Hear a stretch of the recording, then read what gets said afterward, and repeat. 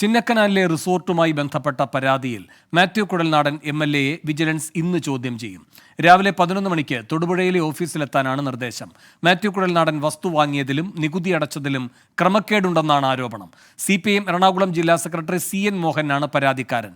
അന്വേഷണത്തിൽ MLA എന്ന യാതൊരു പരിഗണനയും തനിക്ക് വേണ്ടെന്ന് മാത്യു കുഴൽനാടൻ പ്രതികരിച്ചു. പുകമറ സൃഷ്ടിക്കാൻ ശ്രമിച്ചാൽ രാഷ്ട്രീയമായും നിയമപരമായും നേരിടും. മാസപ്പടി വിവാദത്തിൽ വിജിലൻസ് നടപടിയെടുക്കുന്നില്ലെന്നും മാത്യു കുഴൽനാടൻ പറഞ്ഞു.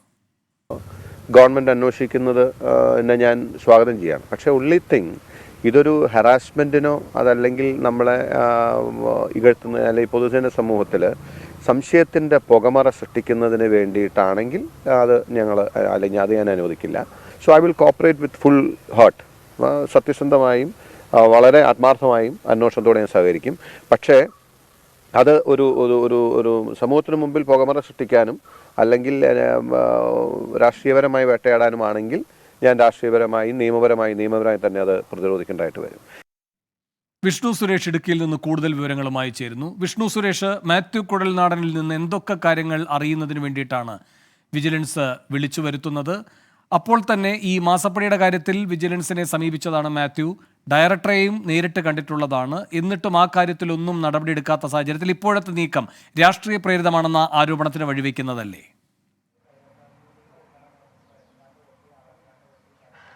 ചിന്നക്കനാലിൽ 1 ഏക്കർ 14 സെന്റ് ഭൂമി അത് 1,95,00,000 രൂപയ്ക്ക് വാങ്ങി എന്നുള്ളതാണ് ആധാരത്തിലുള്ളത്. എന്നാൽ സത്യവാങ്മൂലത്തിലേക്ക് എത്തിയപ്പോൾ അത് 3 കോടിയായി മാറി.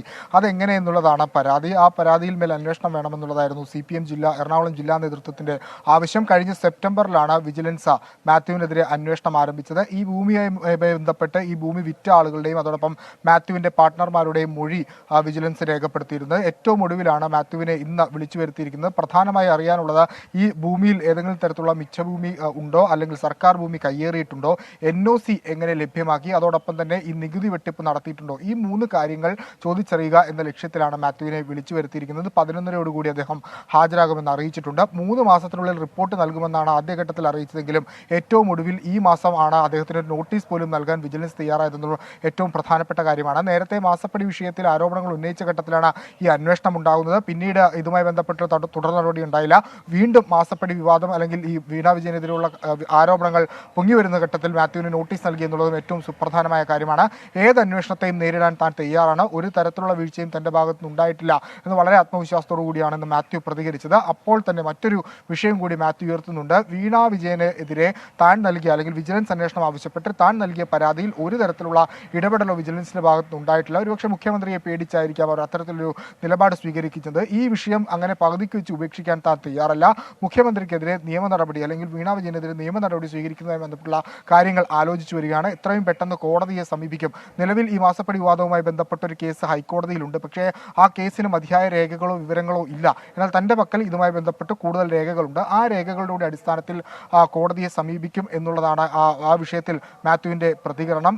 ഒരു തരത്തിലും തനിക്കെതിരെ രാഷ്ട്രീയ ആയുധമായി ഈ കേസിനെ മുന്നോട്ട് കൊണ്ടുപോകാനാണെങ്കിൽ താൻ അത് രാഷ്ട്രീയമായും നിയമപരമായും നേരിടും. അതല്ല, വ്യക്തതകൾ വരുത്തുകയാണ്. തന്റെ ഭാഗത്ത് എന്തെങ്കിലും വീഴ്ചകൾ സംഭവിച്ചാൽ അത് ചൂണ്ടിക്കാണിക്കുകയാണ്, അല്ലെങ്കിൽ അതിനെതിരെ നടപടിയാണെങ്കിൽ അതിനെ താനും അന്വേഷണത്തോട് സഹകരിക്കും എന്നുള്ളതാണ് മാത്യുവിന്റെ പ്രതികരണം. വേണു. വിഷ്ണു സുരേഷാണ് ഇടുക്കിയിൽ നിന്ന് വിവരങ്ങൾ നൽകിയത്.